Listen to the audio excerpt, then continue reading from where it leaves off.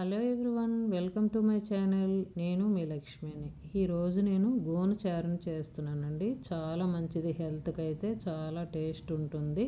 3-4 days అయినా కూడా ఖరాబ్ అనేది కాదండి. ఫ్రిడ్జ్లో పెట్టవసరం లేదు, బయటనే ఉన్నా కూడా 4 డేస్ అయితే అలా ఫ్రెష్గా తాజాగా ఉంటుంది.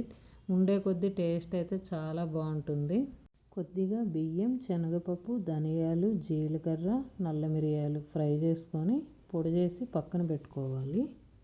చింతపండు, టమాటా ముక్కలు, ఉల్లిపాయ ముక్కలు, కొత్తిమీర, అలాగే మునగాకు వేసుకోవాలి. మునగాకు అనేది కంపల్సరీ అండి గోనుచారుకి. కొద్దిగా కరివేపాకుని, అలాగే బెల్లం, మునగాకు అనేది ఈ 2 కంపల్సరీగా వేసుకోవాలి.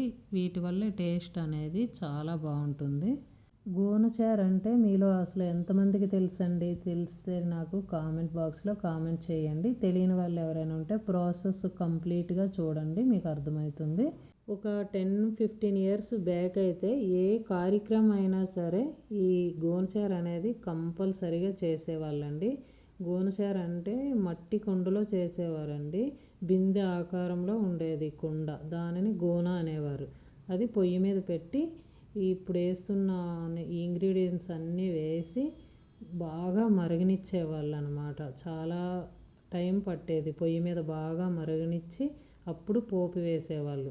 ఈ గోనుచారు కోసమైతే ఎక్కడైనా పెళ్ళిళ్ళు అయితే అసలు గోనుచారు తినటం కోసమనే అసలు పెళ్లి భోజనంకి వెళ్తుండేవాళ్ళు అనమాట. అప్పట్లో అలా ఉండేది టేస్ట్. ఎవరైనా కూడా పెళ్లి భోజనంకి చెప్పేటప్పుడు అప్పట్లో ఇంటికి ఒక్కరే రావాలి అని మెన్షన్ చేసి మరీ చెప్పేవారండి, ఇంటికొకరు భోజనం కానీ. ఎందుకంటే అప్పట్లో ఫ్యామిలీలు అనేవి చాలా పెద్దగా ఉండేవి కదండి. ఇప్పుడైతే ఇద్దరు పిల్లలతో ఒకరు లేదా ఇద్దరు పిల్లలతో ఆపేసుకుంటున్నాం.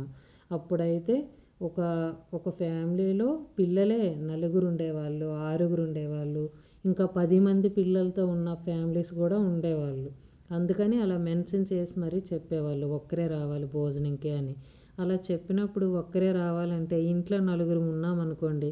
మా ఇంట్లో మేము 4 ఉండేవాళ్ళం. 2 అక్క చెల్లెలు, 2 అన్నతమ్ముళ్ళు, 4 ఉండేవాళ్ళం. అలా ఎవరైనా పెళ్ళికి ఇంట్లో ఒక్కరే రావాలని మరీ మెన్షన్ చేసి చెప్పినప్పుడు అనిపించేది, ఎవరు వెళ్తున్నాం పెళ్లి భోజనంకి, మరి రేపు ఎవరు వెళ్దాం, నువ్వా నేనా అలా చెప్పుకునేవాళ్ళం. ఎవరైనా ఒక్కరం వెళ్ళామనుకోండి, వెళ్ళి భోంచేసి వచ్చిన తర్వాత తిన్న తర్వాత ఆ చేతిని కడిగేసుకున్నా కూడా ఆ స్మెల్ అనేది పోయేది కాదండి. అంత పవర్ఫుల్గా ఉండేది చేతికి. అలా ఆ వాసన అనేది చేతికి పట్టి ఉండేది కడిగినా కూడా.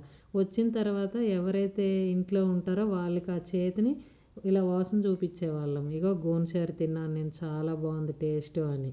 ఇలా మీలో ఎంతమందికి తెలుసండి ఇలాంటి అప్పటి జ్ఞాపకాలు అనేవి? ఇప్పుడు నేను చేస్తున్నది మరీ అలా ఉండకపోయినా కూడా ఇంచుమించు టేస్ట్ అయితే దగ్గరగా ఉంటుందండి. అలానే ఉంటుంది టేస్ట్. ఇలా చేసుకొని తింటే చాలా బాగుంటుంది టేస్ట్ అయితే. ఈ ప్రాసెస్ మీకు కనుక నచ్చినట్లయితే తెలిసిన వాళ్ళు తెలియని వాళ్ళకి షేర్ చేసి, లైక్ చేసి, సబ్స్క్రైబ్ చేసుకోవడం మాత్రం మర్చిపోకండి. Thank you for watching.